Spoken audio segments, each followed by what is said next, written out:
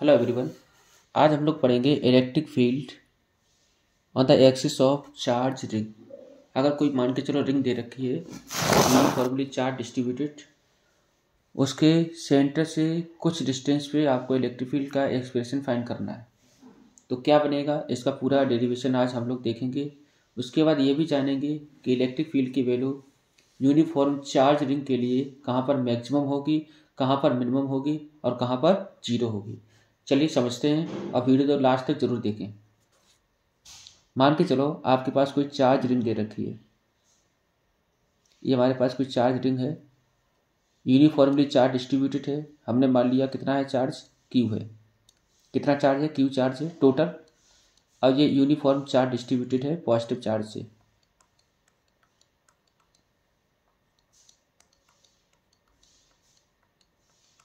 Centre से X distance पे आपको किसी पॉइंट पर इलेक्ट्रिक फील्ड फाइंड करना है। तो टोटल चार्ज तो दे रखा है क्यू, तो यहाँ पर स्मॉल करंट चार्ज एलिमेंट हम कट कर लेंगे डी क्यू। कहे तो सबसे छोटा चार्ज या फिर कहे तो एलिमेंट्री चार्ज या कहे तो जो हमारा पॉइंट चार्ज की तरह बिहेव करेगा उसको हमने माना क्या, डी क्यू। यहाँ पर बच्चों पॉजिटिव चार्ज है, पॉजिटिव चार्ज की वजह से इलेक्ट्रिक फील्ड बनता है कैसे, अभी। तो यहाँ पर हमने मान लिया अभी इलेक्ट्रिक फील्ड छोटे चार्ज की वजह से बनेगा डी। इसी तरह से यहाँ पर हमने छोटा सा एलिमेंट माना डी क्यू, पॉइंट चार्ज की तरह काम करेगा। पॉजिटिव चार्ज की वजह से इलेक्ट्रिक फील्ड होगा अभी, तो यहाँ पे इलेक्ट्रिक फील्ड बनेगा ये डी। छोटा सा इलेक्ट्रिक फील्ड डी। यहाँ से हमने माना एक्स डिस्टेंस पे आपको इलेक्ट्रिक फील्ड फाइंड करना है। ये जो रेडियस दे रखी है रिंग की वो है कैपिटल आर। ये जो दे रखा है डिस्टेंस कि कितनी डिस्टेंस है हमारे यहाँ से लेके यहाँ तक, तो ये हमारी आर। एंगल मान लो ये है थीटा, तो ये भी कितना होगा, थीटा होगा। ठीक। अच्छा, इसके दो कंपोनेंट यहाँ पर निकलेंगे। मान लो ये पॉइंट पी है, पी पॉइंट पर, तो यहाँ पे दो कंपोनेंट आपको दिखाई पड़ेंगे। अगर ये थीटा है तो ये भी एंगल थीटा होगा। इसके दो कंपोनेंट आएंगे, एक बनेगा डी ई कॉस थीटा, एक बनेगा डी ई साइन थीटा।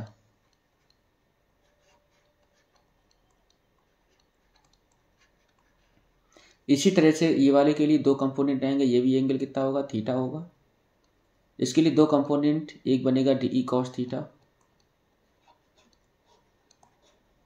और एक बनेगा डी ई साइन थीटा।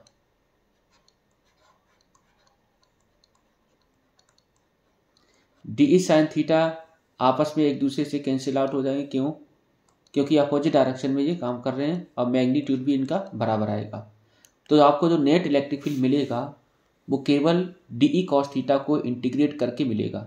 ये जो दे रखा है डी ई कॉस थीटा, यही हमारा क्या होगा, इंटीग्रेट होगा। तो छोटे छोटे पॉइंट चार्ज आप मानेंगे D Q D Q D Q.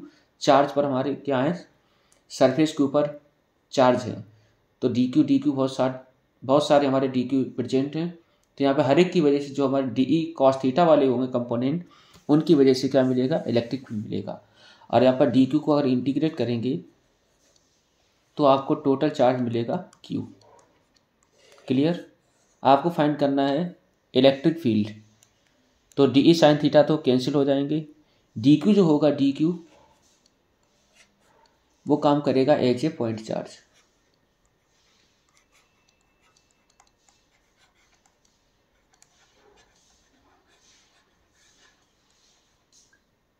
आपको यहाँ से फाइंड करना है इलेक्ट्रिक फील्ड। तो इलेक्ट्रिक फील्ड का एक्सप्रेशन आप पढ़ चुके हैं, डी ई छोटा सा इलेक्ट्रिक फील्ड बराबर बनेगा के डी क्यू अपॉन में आर स्क्वायर।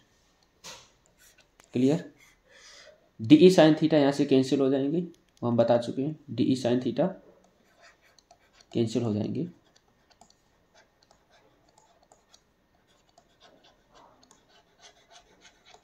तो आपको जो नेट इलेक्ट्रिक फील्ड मिलेगा वो केवल कॉस थीटा की वजह से मिलेगा। यहाँ से बच्चों अगर बात करें तो आर, कैपिटल आर, एक्स, ये क्या रहेंगे, कांस्टेंट रहेंगे, सेम रहेंगे। क्यों सेम रहेंगे?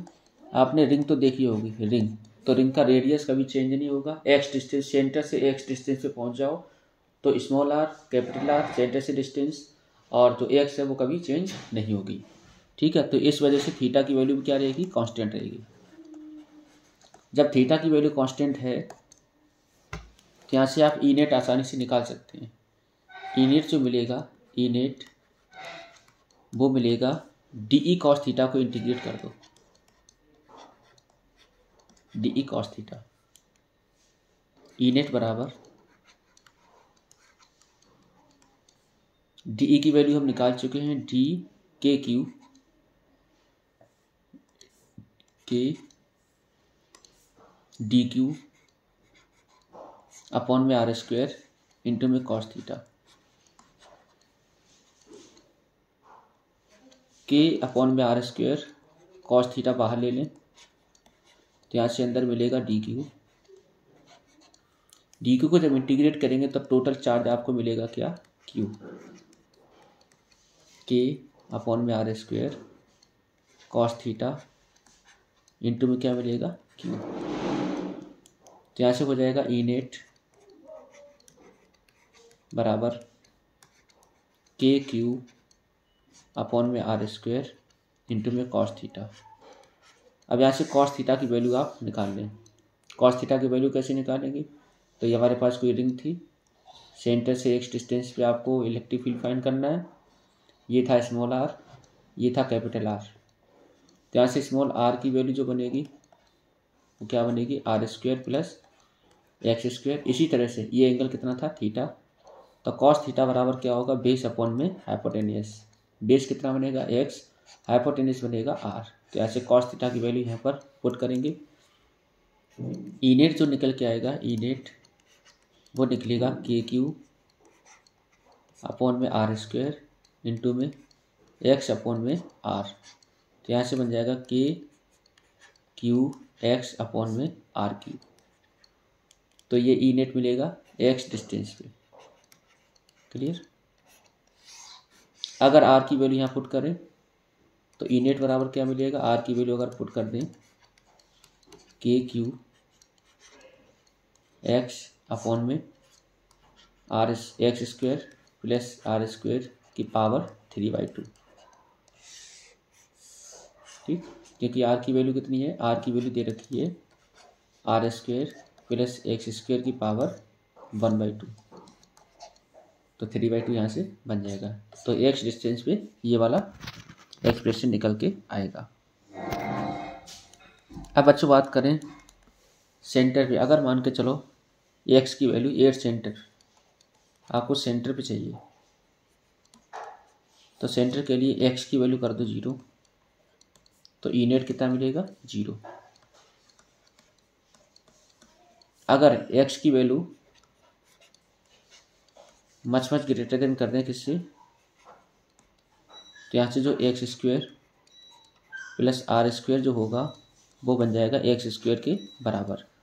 यहाँ से ई नेट जो मिलेगा, ई नेट वो हो जाएगा के क्यू एक्स अपॉन में एक्स क्यूब बराबर मिलेगा ई नेट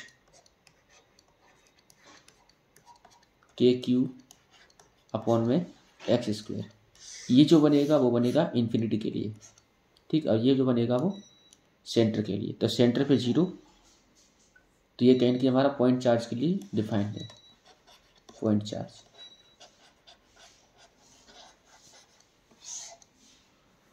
अब अच्छा यहाँ से एक क्वेश्चन अराइज होता है कि कहाँ पर इलेक्ट्रिक फील्ड की वैल्यू ज़्यादा होगी, कहाँ पर इलेक्ट्रिक फील्ड की वैल्यू कम होगी। तो इसके लिए क्वेश्चन हम लिखते हैं, बाद में उसको सॉल्व करेंगे। तो क्वेश्चन आपको दे रखा है कि for a uniform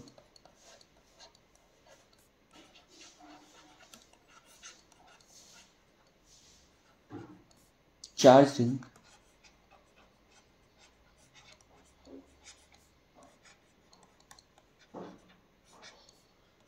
Q, R,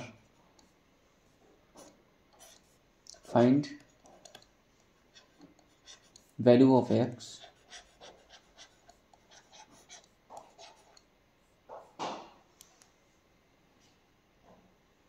such that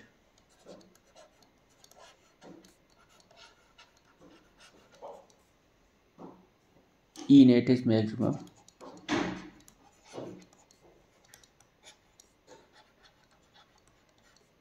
E net जब मैक्सिमम हो द वैल्यू एक्स की फाइंड करनी है। आल्सो कैलकुलेट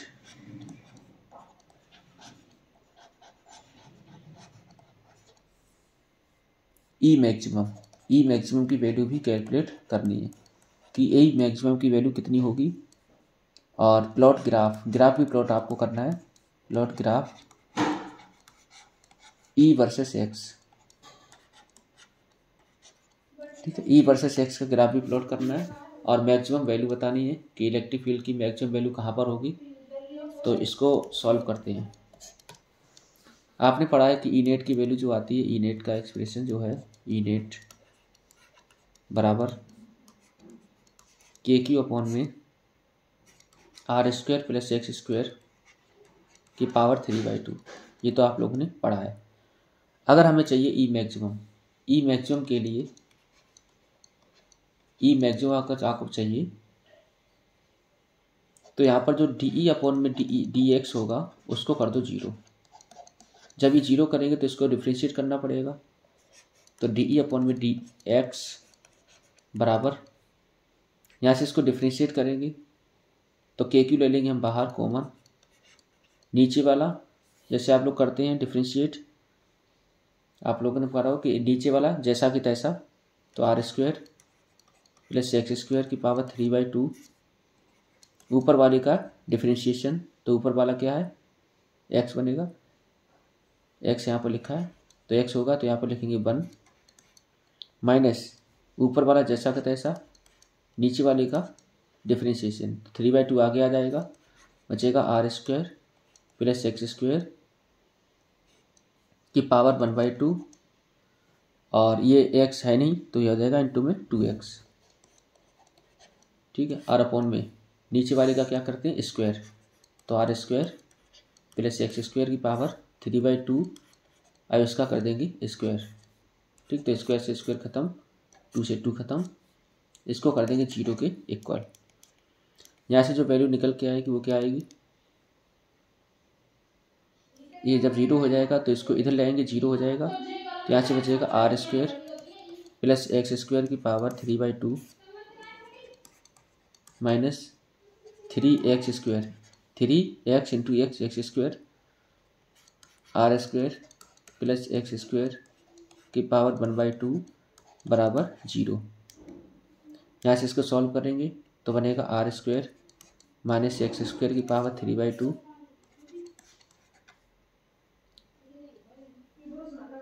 या तो एक काम करो 1/2 यहाँ से कॉमन ले लो, यहाँ से जब 1/2 कॉमन लेंगे तो अंदर बचेगा are square plus x square की पावर 1 माइनस 3x स्क्वायर बराबर 0। एक बार इसको 0 कर दो, R square minus X square की पावर 1/2 बराबर 0। तो यहाँ से हमारी x की वैल्यू आएगी नहीं निकल के। बाद में इसको बराबर 0 करेंगे तो बनेगा R square plus x square minus 3x square बराबर 0। इसको सॉल्व करते हैं, यहाँ से बनेगा R square minus 2x square बराबर 0, आर स्क्वायर बराबर 2x स्क्वायर। तो यहाँ से x की वैल्यू जो बनेगी या एक्स स्क्वायर बराबर आर स्क्वायर अपॉन में 2, यहाँ से x की वैल्यू जो बनेगी वो प्लस माइनस आर अपॉन में √2, मतलब x की वैल्यू अगर यहाँ पर आ जाए प्लस माइनस आर अपॉन में √2 तो आपको जो इलेक्ट्रिक फील्ड की वैल्यू है वो मैक्सिमम मिलेगी। अब कितना होगा मैक्सिमम वो देखते हैं। तो डिस्टेंस आपने फाइंड कर ली, तो इधर जाएंगे तो लिखेंगे प्लस आर अपॉन में √2, इधर जाएंगे तो लिखेंगे माइनस आर अपॉन में √2। अब यहाँ से ई मैक्सिमम निकालते हैं, ई मैक्स। तो ई नेट का फॉर्मूला आप लोगों ने पढ़ा था, ई नेट का formula K Q X upon में R square plus x square की पावर 3/2, ठीक। यहाँ पर वैल्यू रखें तो ई मैक्सिमम बनेगा के क्यू, एक्स की जगह रखेंगे आर अपॉन में √2 अपॉन में आर स्क्वायर प्लस यहाँ पर एक्स की रखेंगे आर स्क्वायर अपॉन में 2 की पावर 3/2। इसको सॉल्व करेंगे, ई मैक्सिमम बराबर बनेगा के क्यू आर अपॉन में √2 अपॉन में 3r², 2 और 3r² और अपॉन में 2, इसकी पावर हो जाएगी 3/2। इसको सॉल्व करेंगे तो मिलेगा KQR अपॉन में √2 अपॉन में हो जाएगा क्या, रूट के अंदर 3r² अपॉन में 2, इसका क्या कर देंगे क्यूब। इसको थोड़ा सॉल्व करें तो ई मैक्सिमम बराबर KQR अपॉन में √2, ये तो लिखा है, और अपॉन में लिखेंगे क्या, आर ले लेंगे बाहर, तो यहाँ से होगा 3√3, r² बाहर आएगा, 3√3 अपॉन में 2√2, √2 से √2 खत्म, एक आर से एक आर खत्म, तो यहाँ से बन जाएगा 2KQ अपॉन में 3√3 r²। तो यहाँ से जो ई मैक्सिमम की वैल्यू मिलेगी, ई मैक्सिमम वो मिलेगा 2KQ अपॉन में 3√3 r²। ठीक, यहाँ पर कितनी दूरी पर आएगा, ग्राफ बना लेते, ग्राफ